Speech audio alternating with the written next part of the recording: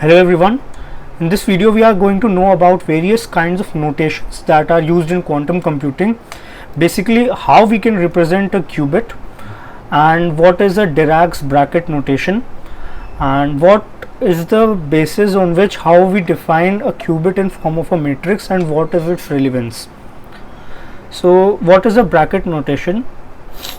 If you see that Bra-Ket notation is derived from quantum mechanics, in which we can represent a superposition state. As you can see over here, this is a notation of a ket. This is basically a symbolic representation by using a straight line, then the function that you need to write and this sign. This is a representation of a ket, and here are the examples. If you want to represent a ket 0 or ket 1 or any function ket psi, this is the way to write it. So basically what is a ket 0? So ket 0 is a matrix that is represented as a column matrix which is 1 comma 2 and it has a 1 and 0.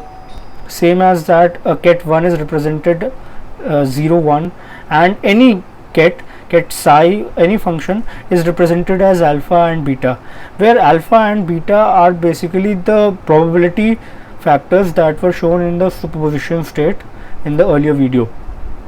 So alpha and beta are probabilities and their sum adds to be 1, which is the maximum probability of a thing of occurrence, and 1 and 0, which are basically the basis of these qubits. They are orthogonal bases in a Hilbert space. So some of you might not know what are bases in linear algebra, what is a Hilbert space, and what are orthogonal bases in different spaces. That I will be explaining it.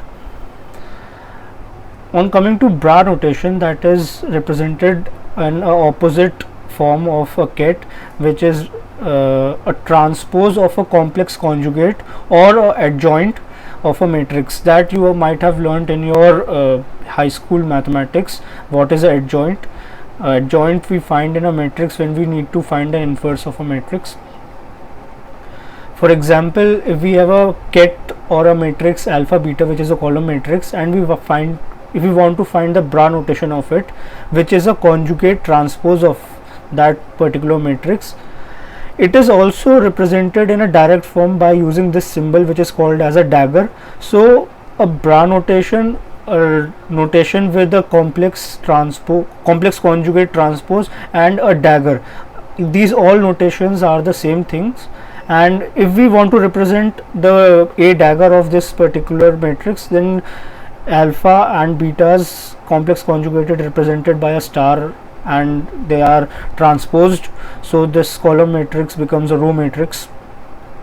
For example, taking a complex number, we have taken this particular column matrix, and the a dagger or the Bra notation of this would be 2i and minus 3i, which is basically the basic complex numbers concept of taking a complex conjugate and then transposing it, which is a basic matrix concept. So this was a basic idea of how we can represent the qubit in form of a matrix form, and what does a Bra-Ket notation denote, and what is a orthogonal base in Hilbert space, that I will be explaining later, that you can see in the next video. Please stay tuned to the channel and keep watching the playlist for learning more about quantum computing. Thank you.